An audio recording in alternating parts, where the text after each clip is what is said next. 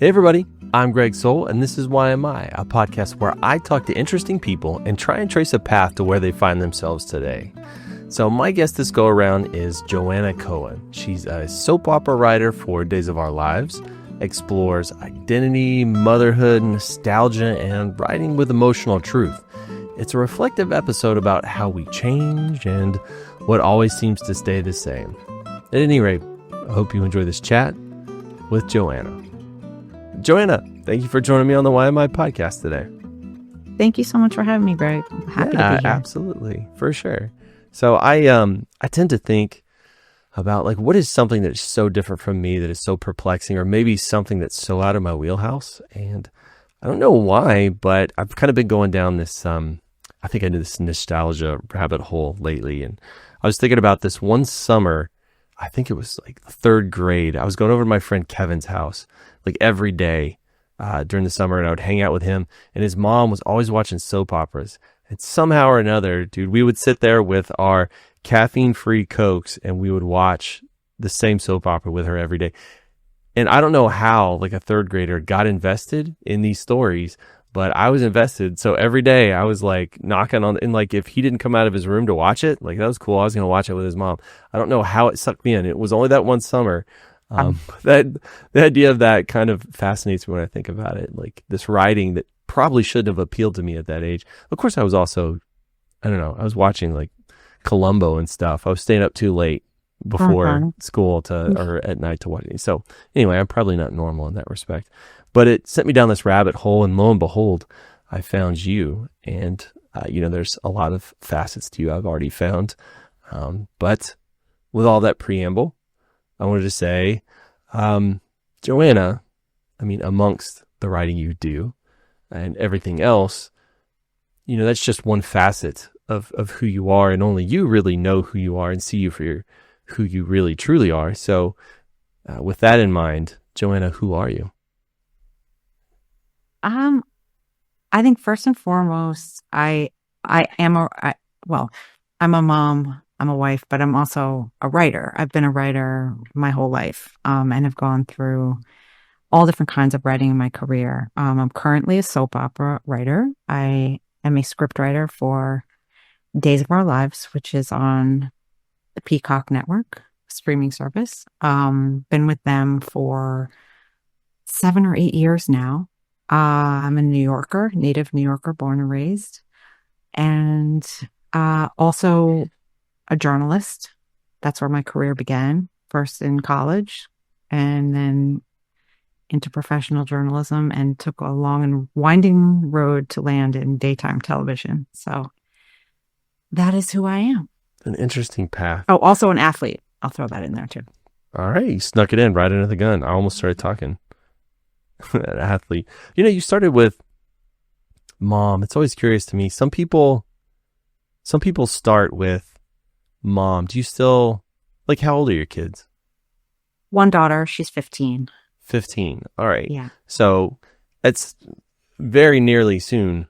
Like, will that still be, I'm always curious, right? Because I have a 19-year-old and a 16-year-old. So I still think of myself kind of as a parent, kind of high on the list, but pretty soon I feel like it's going to start moving its way down as they like start shunning me more. It's not like they're leaving me. They're absolutely shunning me. They could still use my assistance. They don't want it. So I'm curious, do you feel like mom is going to stay at the top of your list if somebody asks you who you are? I think it is even. I think it's I don't think of it as one kind of more than the other. I don't love the idea of sort of just putting people in boxes in terms of identity. So I think the role of parent evolves and it comes and goes. I think, yes, it will always be at the top, but as you move through different stages with your family and in your life, I think other things rise to the top as well. And you have to learn to balance those things. Your child will always be, my child will always be the most important thing in my life as far as priorities, but I don't say I'm a mom above this and above that. It's a fine distinction. So I would say, yes, being a mother will always be at the top of the list, and then other things join it at the top of the list as you go through life. I like that. I like that. It sounds like an emotional connection to being a mom. Whenever I think of like my list, I always think of like what is the thing that consumes most of my time. Like Mm-hmm. for some reason I always just logically prioritize it like that. And I feel like being a parent is never gonna fall off that list. It's always like it's still gonna be part, which is so unexpected. None of these things I anticipated. Like, I guess my kids were my first real taste of, just real love. That's not gonna go Mm-hmm. unconditional. I guess is Yeah. the word you go with it. But it's a good way of describing it. It's sort of what's consuming your time. And when your kids are younger, babies or little, they need you, they need your time, and then they start to become independent. And the connection, that primal connection will always be there, but the time that they consume or need you becomes less and less. And that's sort of and you move back into your own more sort of independence more. So it grows and changes and evolves, but time consumption is a good way to think about it, I think. Hmm. Interesting. So you said you've been a writer your whole life. Does that mean like you considered yourself a writer even when you were kind of in grade school and things like that? Were you writing stories back then? Yeah.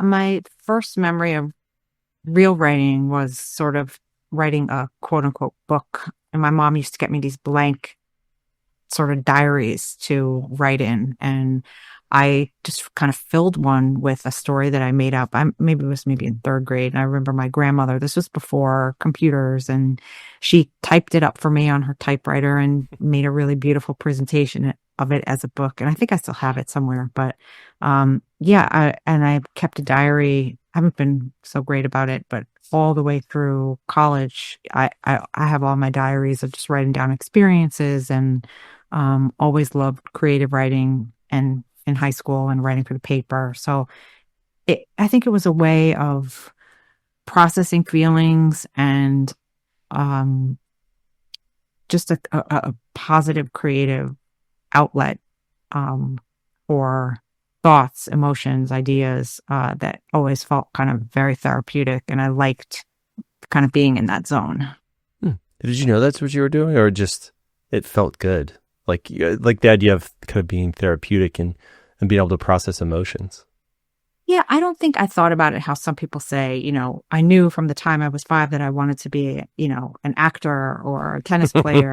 I didn't think like, oh, this is going to be my life, but I definitely knew it was something that I wanted to spend time doing. Like professionally, I wasn't thinking about it, but it felt sort of in line with who I was. When you Hmm. kind of hit something, whether it's painting or building or math or piano or whatever, where something clicks, it was sort of like, felt like, oh, okay, this feels right for me. Right. It just felt good. Because I would say in the last 2 years I've started journaling myself as kind of a method to process things, because I've learned I don't internally process. I only do it when I do it out loud. Hmm. So I have to like actually put it on paper, and I felt like it's especially useful for me whenever I speak out loud. Something about hearing my voice say the things and like comes into my ears. I process what's going on inside of me so much better. So I just talk to my phone and have it, speech to text it out for me. And somebody had to tell me that was a thing that would be useful, and I had to practice to do it. But it's so fascinating that somebody would just naturally come by it, and you just discover that, oh gosh, this thing is like actually useful for me in some way. Yeah, I think that can happen with a lot of different artistic pursuits. You don't realize what it's doing for you, as you're doing it, and then you start to recognize different kinds of benefits that whatever you're doing starts to have for you. Just whether it's relaxing or it helps you connect, or I also find it writing diaries or writing journals, it helps with that you can look back and remind yourself. It's sort of like a useful reminder of looking back 5 years ago. Oh, I was so worried about this, or I remember this. It kind of helps you. Oh, right. Okay. They can be useful that way too, as little reminders of how far we've come. So you do go back every now and then and take a look.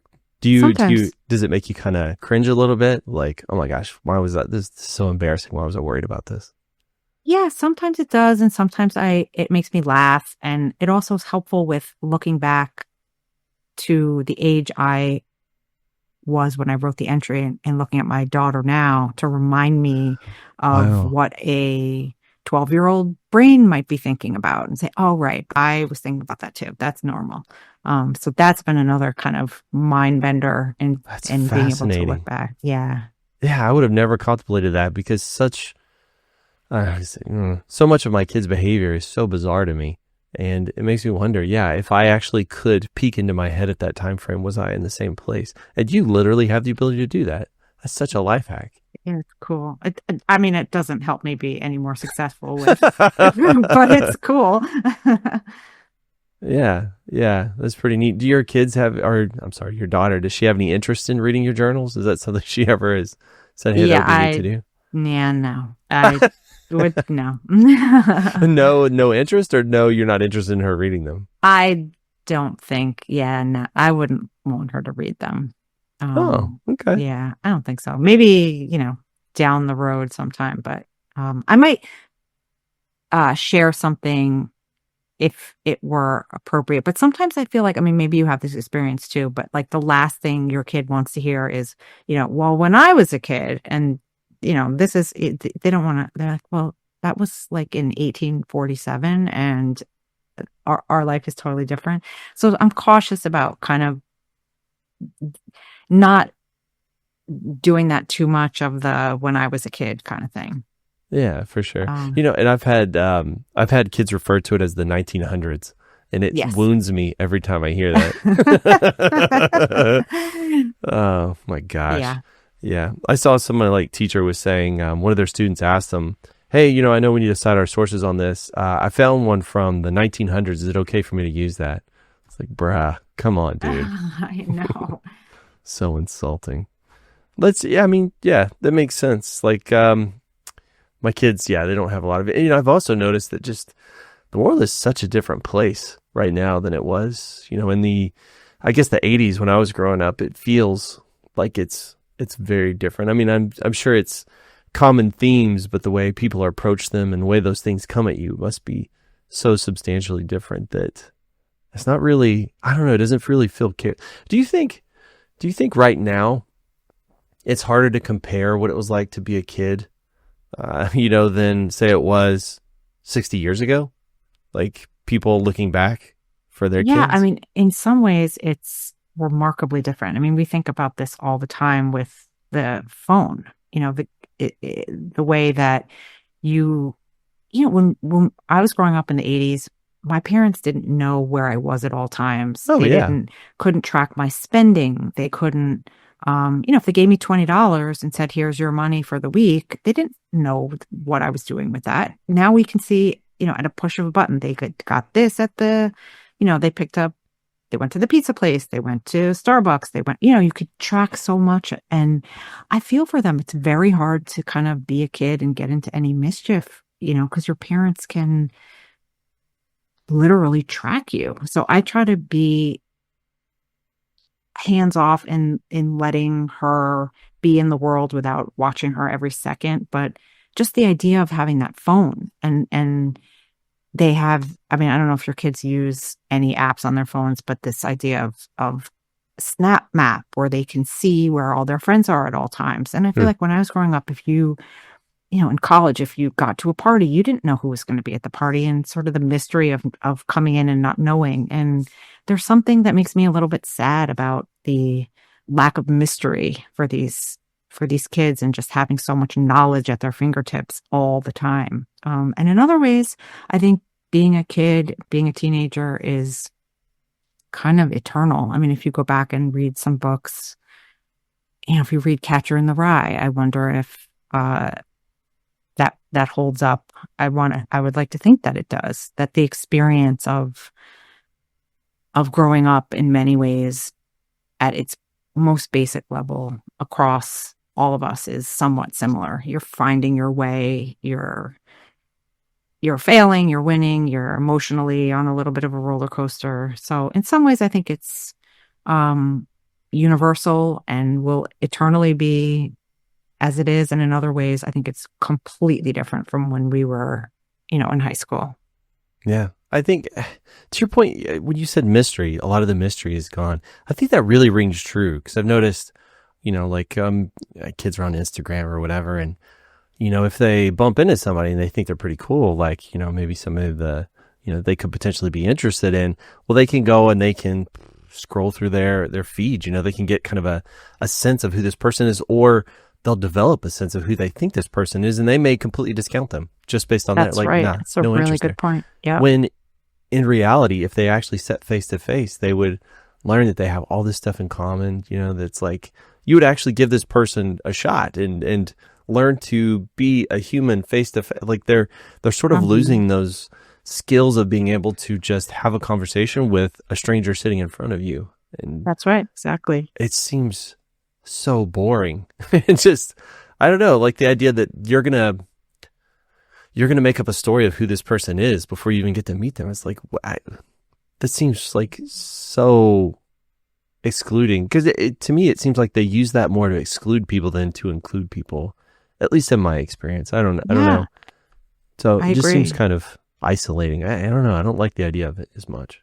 Hmm. But do you Yeah. think that's just me being a grouchy old man? Like telling people to get off No. my lawn and reminiscing about what it used to be like? I don't know. No, I think that there's a lot to that, both in not having to, quote unquote, do the work of discovering another person if you're just going to jump online and read everything about them. I mean, it's useful in many cases. I'm sure if you're vetting people for a job, it probably saves a lot of time to be able to not have to interview 10 people, but you can kind of cull by looking at things that are available to you without having to set up 10 meetings.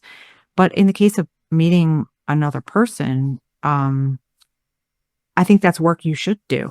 Like you're saying, you want to create a genuine connection with the actual person, not their online profile, which may or may not be realistic or accurate. And what you said about skills, having the ability to have a conversation, to look someone in the eye, to ask questions, not, you know, that's life skills. But maybe so. No, I don't think you're get off my lawn. I think you're correct.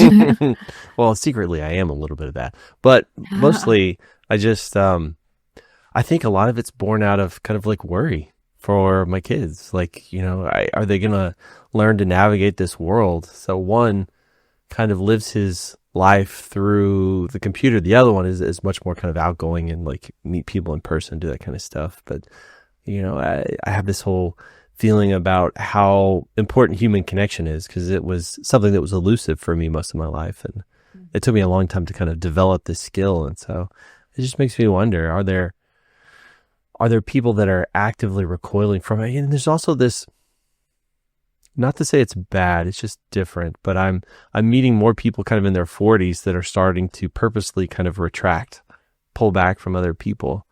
And I'm wondering if all this somehow contributes to it, like the social media and the phone and the constant information overload. And maybe it feels like too much for people, just overstimulating, and like they feel like they need to Yeah, back off a little bit. I'm sure, Hmm. especially now. Yeah. Wacky wild. Well, so you were talking about being a writer, and I totally took us out in the left field there. Um, but you also mentioned journalists. So that's also kind of something I've sort of always wondered about. Like, is there, like, what's the true distinction between somebody who considers themselves a writer and a journalist? I feel like there's some overlap there, right? Mhm. That's a very of the moment question because as we're discussing technology, a lot of people who have access to a computer or Twitter or any online platform, I think some consider themselves journalists, like they're reporting. And uh, I'm old school in the sense of that I believe that journalism is a craft that you learn, and it does have rules and standards of ethics and of everything from ethics to grammar to any number of things that I learned in school and I learned through my work, and I hold those very dear. And I feel sort of today with all the many, many, many different platforms and news outlets or news sources that we're starting to lose standards. And that can have a very negative, I think, as we've seen in our world, it can have a very negative impact. And that's not to say that all of social media is terrible. Certainly there are benefits to it. But as far as news and journalism goes, I don't think it's getting better. Put it that way. So you say losing standards, and you mentioned ethics multiple times being important. Do you feel like people are leaning more towards like putting opinion in versus actually like researching and trying to find just as much factual information? Like what's your take on that? Yeah, I think it's with everything moving at the speed of light, there's not a lot of patience. It used to be that news, the newspaper was printed and you woke up and you got your newspaper in the morning and you consumed your news and you had some time to think about it and reflect on it. And now nobody wants to wait. So everything comes very rapid fire. And there are reasons that you take your time with news. I mean, you could still get things out quickly, but it needs to be fact checked and it needs to be sourced. And without people adhering to certain standards, that's how things get out in the world that can snowball and build and that are not necessarily true. And I'm not advocating for any one side or another. I just feel that when news comes into the world, it's important that it be accurate. And as far as ethics, it's what's right and wrong about what we put into the world and making sure that it is, as I was saying, that we do our best to get as close to the truth as we can. Which is, it feels like it's a very subjective thing what the truth is these days. And yeah, when it didn't, because I remember as a kid, if you watched the news, which was exceptionally boring back then, it just seemed like it was all factual information. They would just essentially just read you like things out of the dictionaries. But I felt like, it's like these are the facts that we understand of what's happening right now. And now it feels like, and honestly, to be perfectly honest, I do full news blackouts now. I just don't, just because I don't know. It just, all of it makes me feel bad, and it doesn't motivate me to change anything or do anything different, because I also feel like some of the stuff they're talking about, I can't really affect it. But it feels like it's very opinionated and very just, I don't know, kind of salacious these days, and trying to evoke those sorts of feelings so that I guess you'll come back and then, keep clicking and refreshing so then get some more ad hits. And so just, I don't know, it feels very different to me and not super useful for me in my life these days. Yeah. Useful is a good way to think about it. In many things in life is the idea of usefulness, is consuming this news useful in the sense of, is it making me smarter? Is it making me more thoughtful? Is it helping me understand the world in a way that informs me in what I want to do? Same thing I talk about this with, emotions, feeling emotions to the point that they're no longer useful. So I like that idea of processing, of deciding what you're consuming. Maybe you listen to a certain podcast and then you realize after a while, like, this isn't really making me feel good. And so you have an awareness to say that, I'm not going to spend my time because it's not useful to me. It's not. So I think I really like that as a way of thinking about news consumption. And some people, I think, could conflate usefulness with whether it sort of is confirmation bias. It's helping to confirm what you already believe. And sometimes I think it should be thought of in the opposite way, where is it opening my mind to something, a new way of thinking about something is a little bit more, in my mind, useful than having what you already think just reconfirmed. Yeah, 100%. And I, through this, I've learned a bunch of techniques that have helped me like make real human connections with people. And one of them I employ is suspension of disbelief. And I'll use that. Well, sometimes I'll have a conversation with somebody who has an opposing viewpoint of mine, but I'll tell myself for the course of this conversation, I'm just going to suspend my disbelief, like I'm watching a movie, right? And Mhm. I'll see where they go. I see where they come from, what their points are, because if somebody truly believes it, if it's a truth to them, there's some rationale, there's some motive behind it, and I'm always curious to see what that is. And I've actually changed the way I think and feel about different things, using this technique. Um, but I've noticed some of like the news sources, if there's just a guy that's red faced screaming at me about, about something, it's like, that's probably not coming from an instrument. Like they're not trying to transfer information to me in this Mhm. point. They're trying to just make me feel a certain way, like to scare me is generally what that stuff is. And it's like, that's not useful for me. Because I truly, if I want to learn something, I don't want to do it through fear. That's not like a good state for me to be in to retain information or to think evenly. Right. And you use the word curious, and that's also another, I think, really good way of coming into conversations is rather than sort of being defensive or have all your, have your gun loaded and ready to go with your opinions. It's you're curious. You're coming with an open mind and also maybe throwing in a little bit of compassion for why somebody, I find that combination of curiosity and compassion is usually brings people closer together than sort of coming at somebody like you were describing, red faced and trying to intimidate. It's not really going to get you closer, I don't think.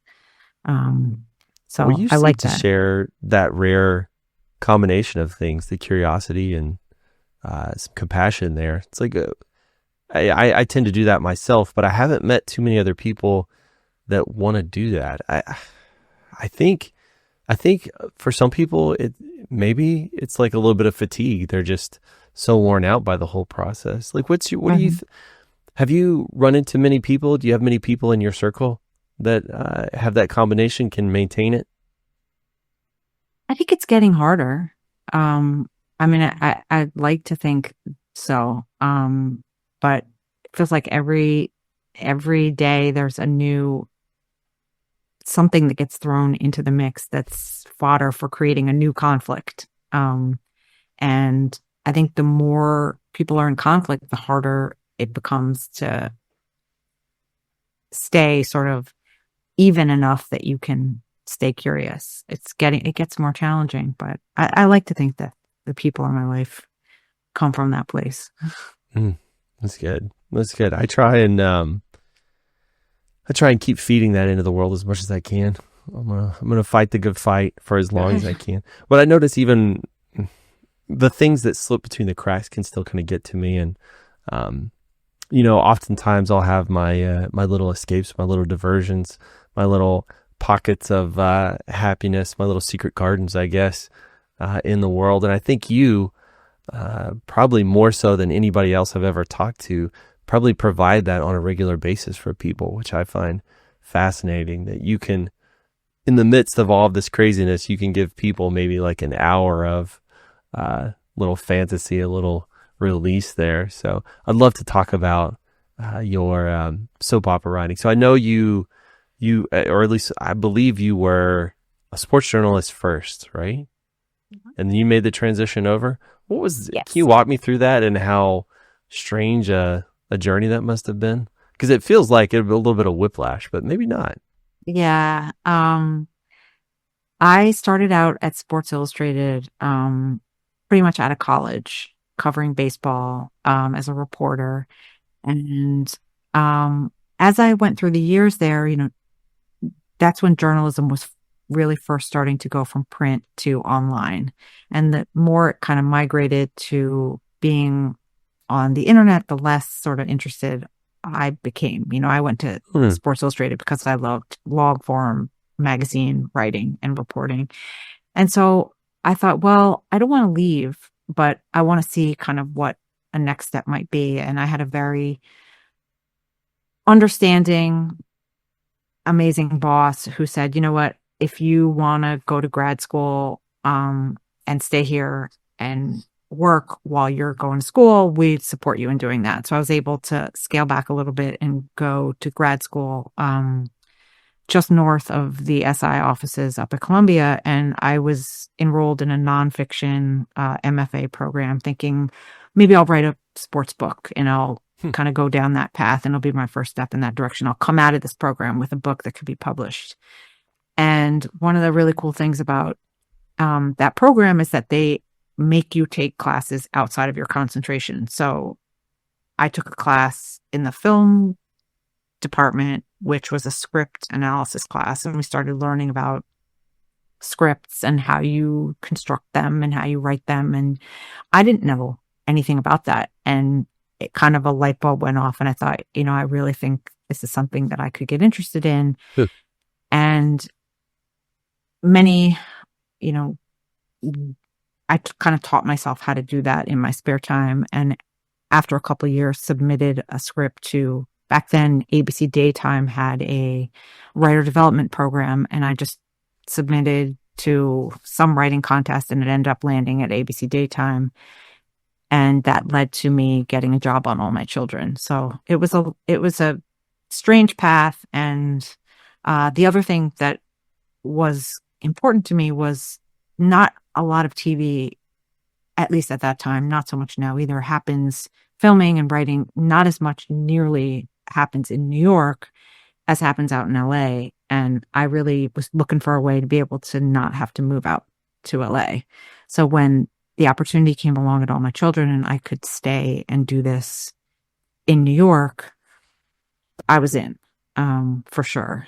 And after a couple of years in writer development, they offered me a job, and I took that job. Interesting. So when you're writing, are you in like a bullpen with a bunch of other writers? Or are you just sitting in an office somewhere? Like how does that actually like physically function?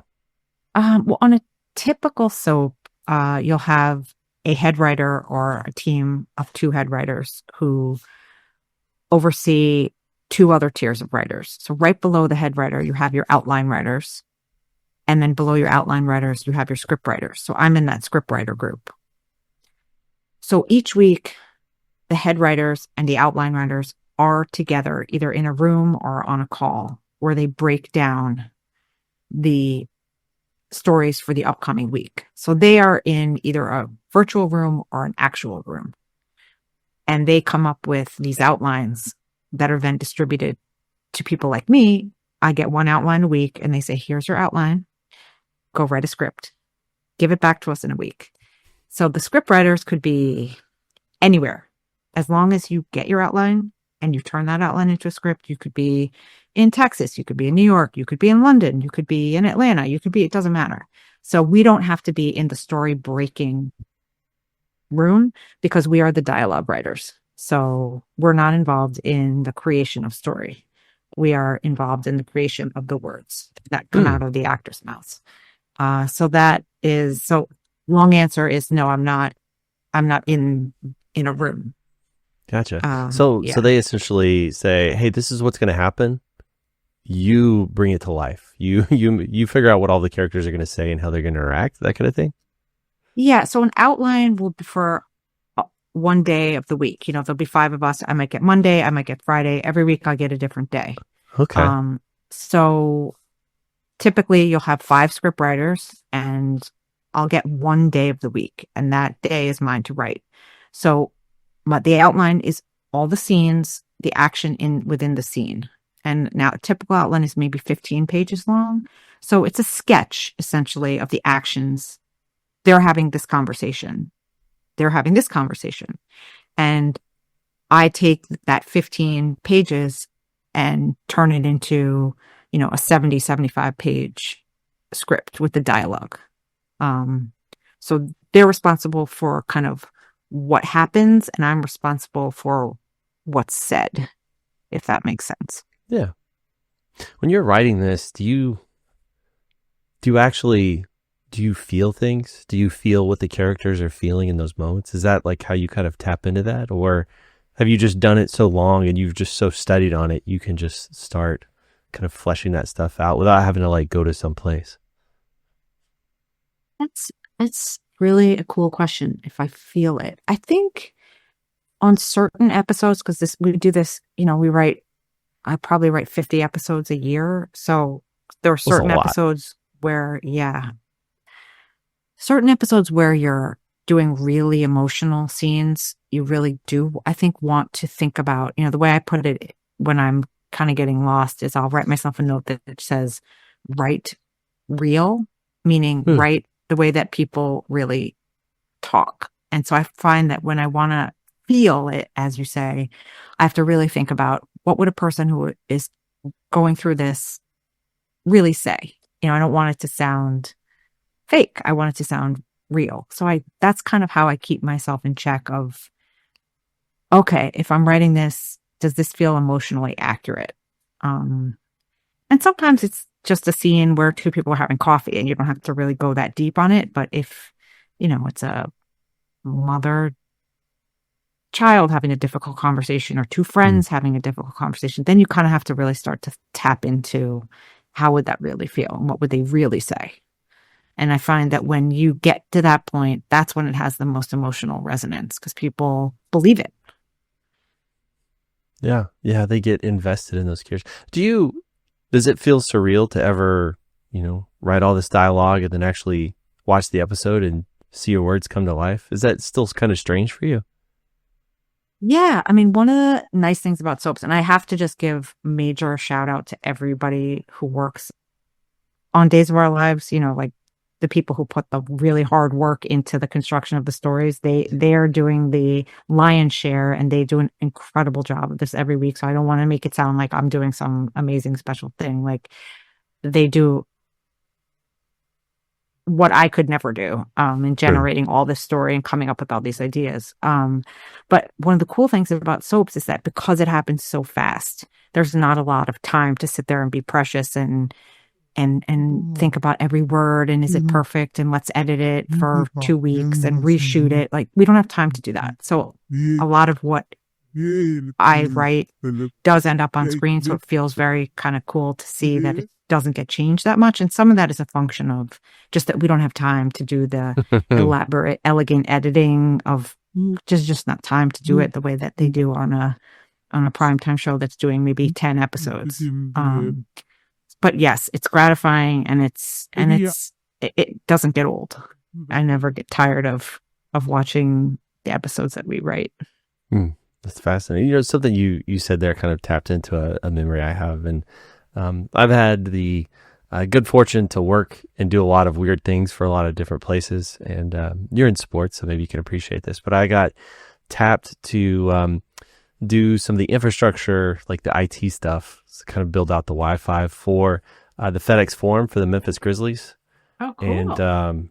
it was interesting. I got to like be there on site for a year and then like for a year and a half kind of remote after that. And I would just kind of fly in every so often. But something that really struck me was how the players would come in and, you'd see this beautiful game, right? And, they'd go out there, they'd play hard, they'd leave it all on the floor. But they would get there, an hour before the game. They'd be gone 20 minutes after the game.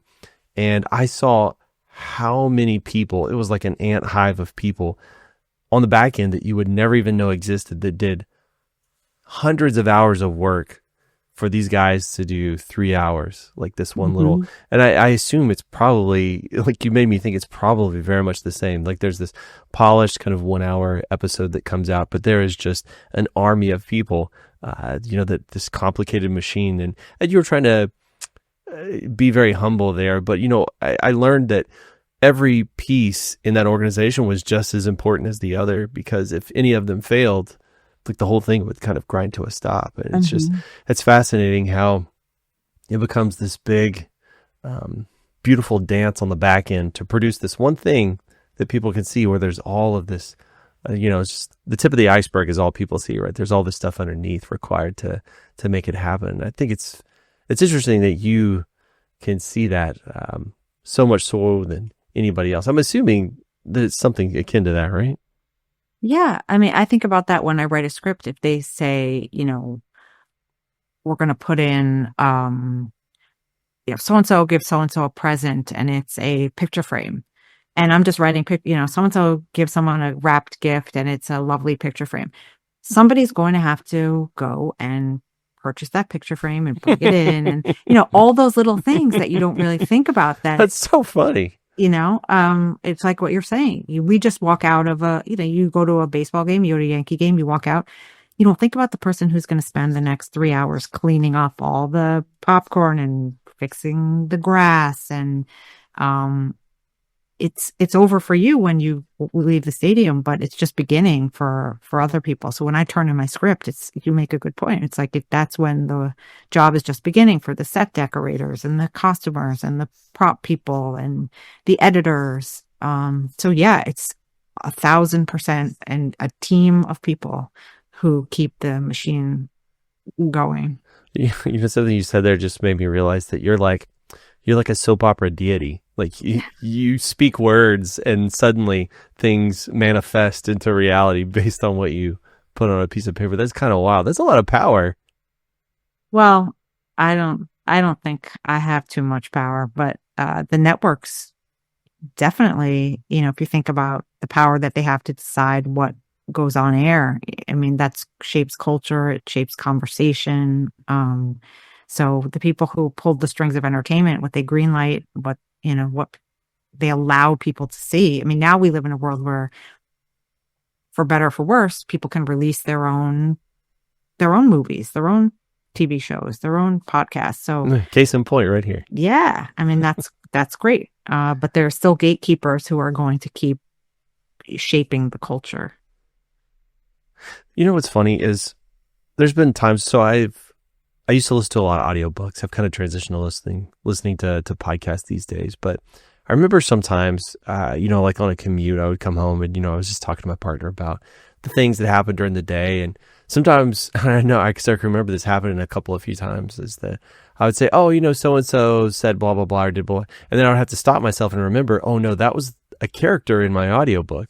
Like just listening to it, they became my friends. They became the things that were happening during the day. And I just realized that there's so many people in this world that you are the friend talking into their ear, and they have no idea that they're actually listening to you. It's coming out of somebody else's mouth, but they're friends with you. That's crazy. Have you ever thought of that before? The blurred lines of entertainment and reality. Yeah. That you have this parasocial relationship with tens of thousands of people you'll never meet and probably will never even know that those were your words. Mm-hmm. Yeah. No, I haven't thought about that. That's wild. Yeah. That's crazy. Yes. That's crazy. Yeah. Maybe something you say inspires somebody and you'll never know about it, or help somebody through a tough time, bridge the gap. That's crazy. Yeah. Yeah. I mean, no we pressure. hope so. Yeah. I mean, I think soap operas through time, all entertainment books, help people feel not alone in the world, feel more understood, and are places people can go for anything from comfort to entertainment, to just feeling like somebody in the world feels the same thing that they do. So it doesn't even matter. It doesn't matter whether we ever find out or not. Just hope. The hope is that it's giving something good to someone else, even if it's just 45 minutes of not having to think about whatever that other thing is that's going on. Yeah, just a little relief valve if people can get it. I had somebody tell me one time that that art's made to be enjoyed by people. Otherwise, it's just, I don't know, maybe some kind of a meditation or something. But when you create art, you put it out in the world so that other people see it and enjoy it. And every now and then, from time to time, I'll have somebody say, you know what, that I enjoyed that episode, or I'll get a comment or something like that. And I don't know, it's meaningful to me. But I'm curious, it's got to be difficult because, I mean, your job, it is a job for you, but you are kind of producing an art. I would say this is so much more artistic than pretty much anybody else I talk to, the thing you're producing. How do you get your feedback on your art? What does that look like? Do you ever hear from anybody? I can't say as I hear from viewers. I mean, there are certainly message boards, and I'm sure people write letters to Peacock and to the production company of our show with lots and lots of feedback on what they think of this story and how much they hate that story and how much they love this one and why don't you get these two people together. So I wouldn't say I personally have gotten feedback on something that I've written. But one of the ways that we get feedback as writers is through the edits on our scripts. Hmm. So it's not necessarily from a viewer, but it definitely helps you become a better writer when you turn in your script and you see what comes back to you and what's changed and uh, that's feedback. So I value editors very much because they are making your work better. And I think about that as very valuable feedback and paying attention to what's changed. Was a word changed or well, yeah, that's a better way to do that going forward. So in Hmm. that sense, I think about that as very helpful feedback. And I always have through all kinds of writing, journalism as well as scripts. Do you feel like it would feel more fulfilling if you could hear from fans that say, I absolutely love this and I love what you do and those sorts of things? I mean, I get it. You don't need an attaboy, but it doesn't mean it doesn't feel good to get them every now and then. Yeah, I mean, we do have, awards seasons in daytime. We have the Writers Guild Awards and we have the daytime Emmys. So that's a way that the whatever you want to call it, the judges can if they give you an award, that can be one way of saying, we value your work and we appreciate your work. As far as individual fans, yeah, I mean, it's always nice when I actually value it more from if the head writer of the show says something that actually means Hmm. more to me in a way than the fans. I mean, of course we, but I've just never experienced direct fan feedback. So I can't really say, that really felt good when this person, because I don't think they know who I am. So it's Do you not think even you like it something. that way? Do you kind of I like think the so. anonymity a bit? I do. I do like it. Yeah. I guess I feel differently about it with a journalistic piece where my name is kind of on it, my Yeah. byline. Then it's kind of nice to hear, oh, I read that piece and I really liked it. But this soaps feels so much more collaborative. It's almost like the script is not just doesn't just belong to me. It's everybody else who worked on it. So it feels kind of not right to really take credit for a script. Part of it, but not all of it. Yeah, you have an extremely humble, team-oriented mentality. I admire that a lot. Oh, thank you. Well, you said you were an athlete. That kind of goes hand in hand with being an athlete, right? You get accustomed to, we're a team. We've all got to pull together. We win together. We lose together. That kind of thing. Uh-huh. Or were you Yeah. more? Would you say athlete, or are you? Do you? Well, you said you're an athlete, so you still are athletic. Are you competing mostly in individual events? Or are you doing? What are you doing? Medleys? You doing doubles? What are you doing? Um, well, growing up was always team sports, soccer, basketball, softball, all team sports. And then when I got to college, I went to a D1 college. So there would be no sports in the cards for me, which is why I went to sports writing. Mm. And so in college, I took up running, which is not a team sport at all, but it was what was kind of what I could do. And since then, I've become, a marathoner, and that has played a really important role in my life. So I mean, team sports is the greatest thing. I loved it. It helped shape who I am. But as an adult, I think it's harder to kind of do that unless you have an extraordinary dedication to finding the teams. And I miss that very much. But now it's more an individual pursuit. Mm. I had forgotten how enjoyable it can be to compete in an athletic event. And then I got invited to play pickleball in 2018, and I tried it out. And I'm not saying I'm obsessed anymore. There was a period where it was problematic for me, but I have a healthy relationship with it now. But I play a couple of times a week. And it is funny because I find so much catharsis in competing. Like, even if Uh-huh. there's nothing on the line, I'm just trying to win this one little game. That's fine. But it feels good to compete again. And you haven't competed since high school, kind of athletically?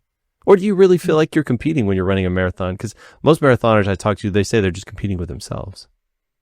Yeah, it's a different kind of competition. I'm with you. If I'm playing any kind of, you know, team, anything, or if I mean, I can't play racket sports, but I would imagine I would want to like cream the other person if I was playing them. Like I still have that competitive fire. Um, but yes, when with running, it's much more competing with yourself in the sense of whatever your goal is, whether it's a time goal or finishing feeling good or whatever it is for you. It's more that kind of competition in setting a goal and meeting it. I mean, I don't run for speed. I've never been a fast runner, but for me it's much more about the to be really cliche, like about the journey than the finish line, but the finish line is nice too. uh, but it's very different. Yeah, different from team sports. Yeah, I ran for about 15 years and then I found pickleball. And I'm going to be perfectly honest, I hated it every time I ran, but I ran 5 miles every other day. It's the thing that releases some magic right amount of chemicals in my brain that makes me feel a little bit more even and okay and keeps my anxiety down. I've since yeah, well, it got to where I had to make a choice, pickleball or running, because my knees were hurting too bad. And I was like, yeah, I'm going to switch over to this other thing that's way more fun. It's So probably much more fun, I would so imagine. much It more looks fun. fun. They have a Everyone lot says of it's it. fun. New York, dude, like depending, are you in the city? Are you upstate or where are you? In the city, yeah. All right. Well, they put up some courts in Central Park every year. So I'm just saying. Yep. And It's there's right there, tons, Central Park. bruh, there's tons of play. There's tons of play. You could go out there. There's lots of people that love. I'm just saying. And you know, if you need some kind of obsession, I mean, I wouldn't recommend it to anybody that's got addiction issues because it's obviously going to become a problem. But you know, Yeah, you seem what like you is have it a. about that particular sport that people just get completely consumed by it? I think it's I. At least for me, it was genuinely I forgot how much fun it is to compete. And here's something that I can be competing in within a day. Like literally, I can start competing. You know, Hmm. and I'm not saying I'm going to get mad at anybody like playing Trivial Pursuit, but I want to win that thing. Like it doesn't matter what I'm playing, I want to win. And this is something that you can immediately pick up and start winning. And it tastes delicious to win. I don't know about you. Okay. Yeah, Yeah, so I'm hearing I mean, low barrier to entry. I'm feeling a little bit of the gambling vibes over. Yeah, you might not want to do it if you have addiction problems, but everyone I know who plays is like overnight loves it and wants to do it all the time. So there must be something good. Doesn't seem to be any downside, really. I mean, yeah. And it helps you. I work from home, right? So I'm literally locked in this house all the time. And the only really kind of couple times I really leave the house every week is to go play. So I get to interact with other humans and I laugh a lot. And honestly, I'm just laughing most of the time. But it is exceptionally enjoyable, especially when you could see the defeat on their faces. Oh, mm, like, oh, I can feast on that for a couple of days. No, it's just, it's really, it's a lot of fun to play and to be kind of devious in. And if you are an athlete, I would say definitely give it a shot. It's not for everybody. You're going to find out really quick, but, that's fun. That's fun. So I think we've covered just about everything in there except for, you've done this for a really long time. And do you still enjoy it or is it a job? That's always something that is curious to me because I find some people that still just love doing this thing. And there's some people where it's fine. It's just, it's what I do for a living. Which camp do you think you fall into? I definitely still completely enjoy it. Really? Yeah, I really do. I What a feel, blessing. yeah. And I think about that all the time. Like I feel so grateful. Because I know what it's like to be in a job, where the end of Sports Illustrated, I know the feeling of being kind of done, and not being sure where to go. So now that I've found something that I look forward to, whatever assignment I get every week, it's never the same. And it's always challenging. Sometimes it's more challenging than other times, but I'm so grateful for it. And I really do enjoy it. I love the balance of the things that it is similar to journalism and that you have deadlines to meet and you're still writing. It's a different kind of writing. And I like that it's a little different. It's a different challenge, but 100%, I still really, really enjoy it. You can do this the rest of your life? Yeah. I mean, of course, there are things I still want to do on the side. I want to write the occasional article here and there, but yeah, I have no complaints. I would be happy to do it for as long as they'll let me do it. Are you gonna take a swing at because I've interviewed maybe one or two people that have made Hallmark movies. I was just curious, like, has that ever entered into your sphere? You ever thought about doing that kind of thing? I went to there was a presentation at the Writers Guild by somebody who writes Hallmark movies, and she broke down. She had an hour-long presentation of what goes into making one of those movies, and it is very similar to soaps. Like, there's a lot of crossover, but it is not easy. So I applaud people who do that. I mean, would I?